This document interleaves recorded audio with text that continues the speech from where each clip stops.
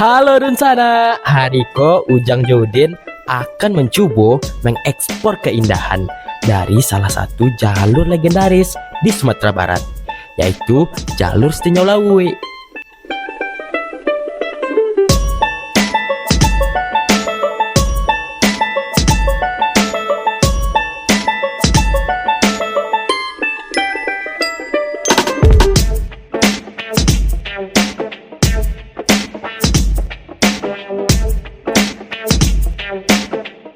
Tantangan yang diberikan oleh jalan ini tidak boleh dianggap remeh dan memerlukan keterampilan mengemudi yang mumpuni.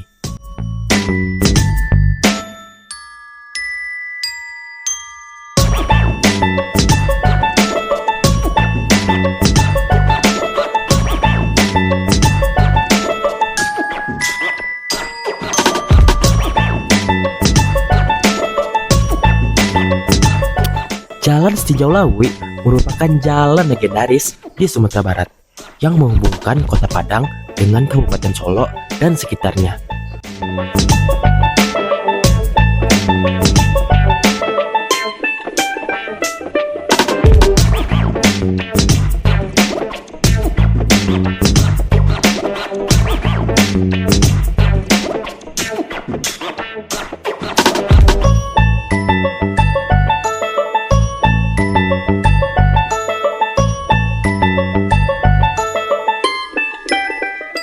Keunikan dari Setinjau Lawe terletak pada keindahan alamnya yang memukau dan jalurnya yang penuh dengan tantangan. Jalan ini melintasi tebing-tebing curam, hutan belantara, dan jalan berkelok-kelok dengan tikungan yang tajam. Belokan-belokan tajam, tanjakan, dan penurunan yang curam memerlukan keterampilan ekstra.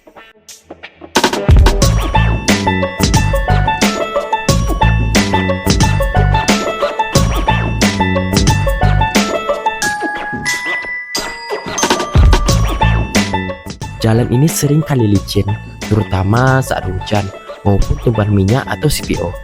Inilah yang menjadikan Setinjau Lawe salah satu jalan terekstrim di Sumatera Barat.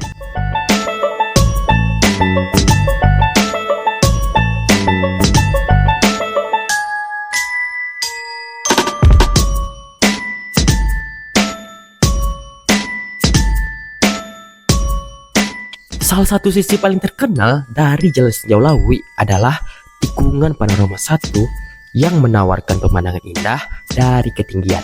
Spot ini sering dijadikan tempat untuk membuat konten oleh para konten kreator lokal maupun nasional.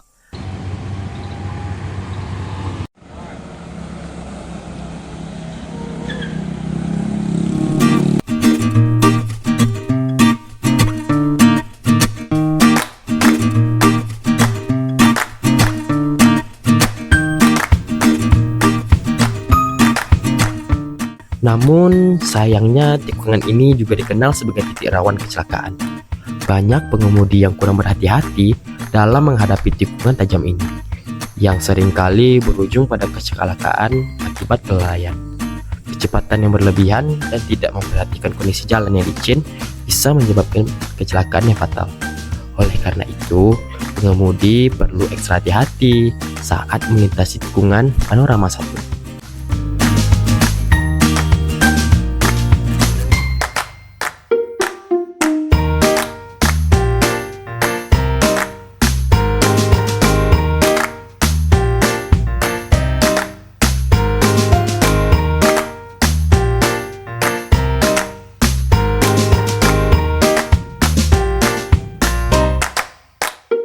Bagi wisatawan yang suka berpetualang, Setinjau Lawe menawarkan pengalaman yang luar biasa. Setiap kilometer dari jalan ini seperti sebuah etalase alam, memperlihatkan perubahan lanskap dari dataran rendah menuju perbukitan dan pegunungan.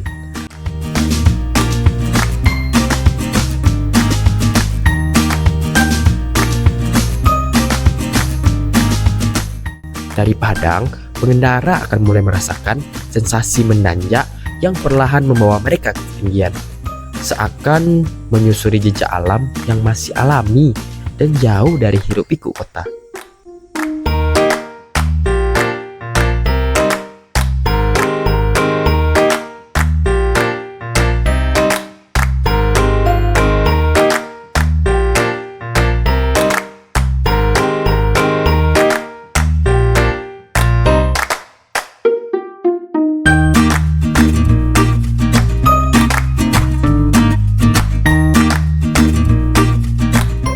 Tinjau Lawi juga dikenal dengan cuacanya yang bisa berubah drastis. Terkadang ketika Anda mulai mendaki, cuacanya bisa tiba-tiba menjadi lebih dingin, ditambah dengan kabut yang tebal.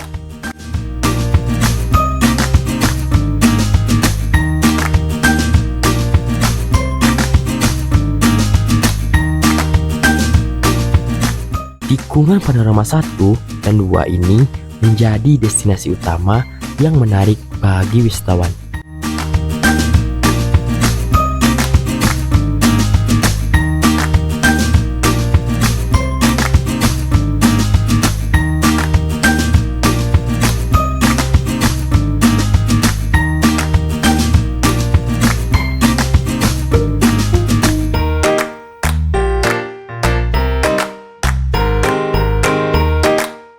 Salah satu keunikan utama di Tinjau Lawi adalah adanya kegiatan swadaya masyarakat untuk membantu pengaturan arus lalu lintas. Kegiatan ini disebut Pos Kamling Jalan Raya atau biasa disingkat dengan PKJR, yang di beberapa titik juga dibekali dengan kemampuan pertolongan pertama.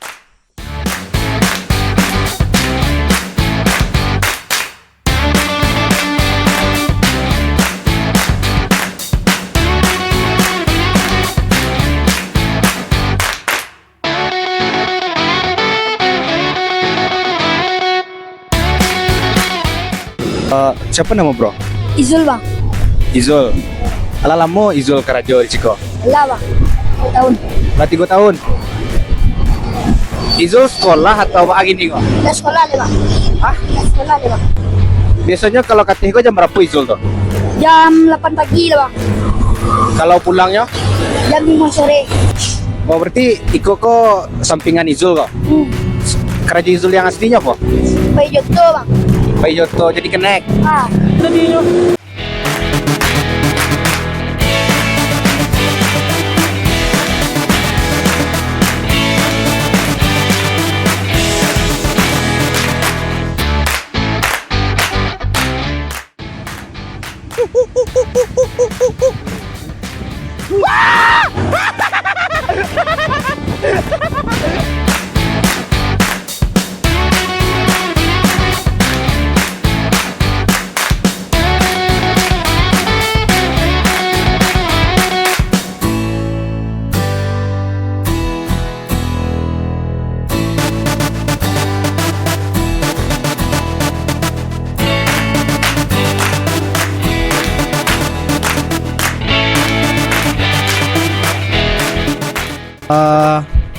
Apa ada nggak kejadian-kejadian yang apa rason selama kerajo di situ Pak?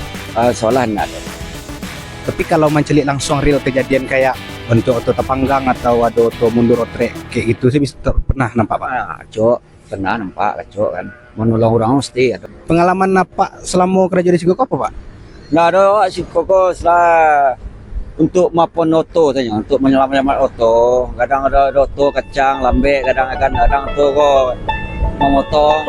Jadi selamatan yo oto kok. Di tengah tantangan, masyarakat lokal tetap menjaga semangat gotong royong, terutama melalui Pos Kamling Jalan Raya atau PKJR.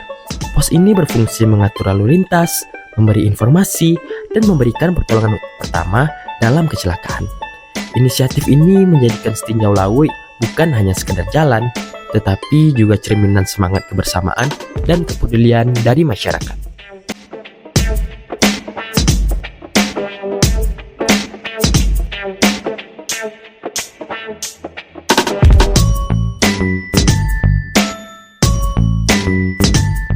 Seiring dengan perkembangan zaman dan meningkatnya volume kendaraan yang melintasi jalan Tinjau Lawi, pemerintahan setempat berencana untuk membangun flyover baru. Flyover ini diharapkan dapat membantu mengurangi waktu tempuh perjalanan, memperlancar arus lalu lintas, serta mengurangi risiko kecelakaan yang sering terjadi di tikungan-tikungan tajam dan jalanan yang curam.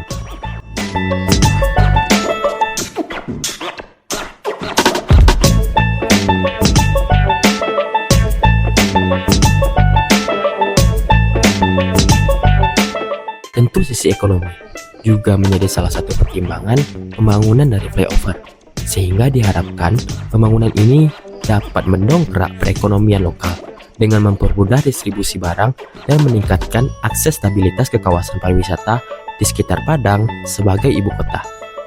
Diharapkan dengan jalur yang lebih lancar, pengiriman produk lokal dapat lebih efisien, dan wisatawan juga dapat mengakses daerah-daerah tersebut dengan lebih mudah.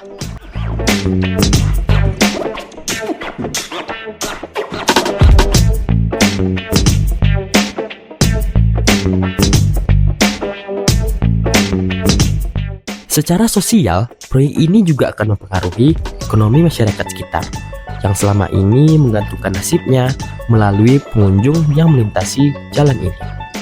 Kami menyarankan kepada para pemangku kebijakan agar bisa memberikan pertimbangan dampak ekonomi ini ke depannya dan memberikan solusi-solusi terbaik untuk semua pihak.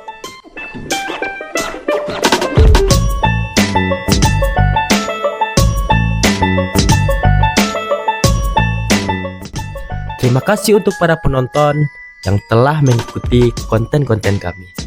Jangan lupa di like, komen, dan subscribe. Subscribe untuk penambah minyak deh kami. Hahaha. Bujang Udin jalan-jalan menyala.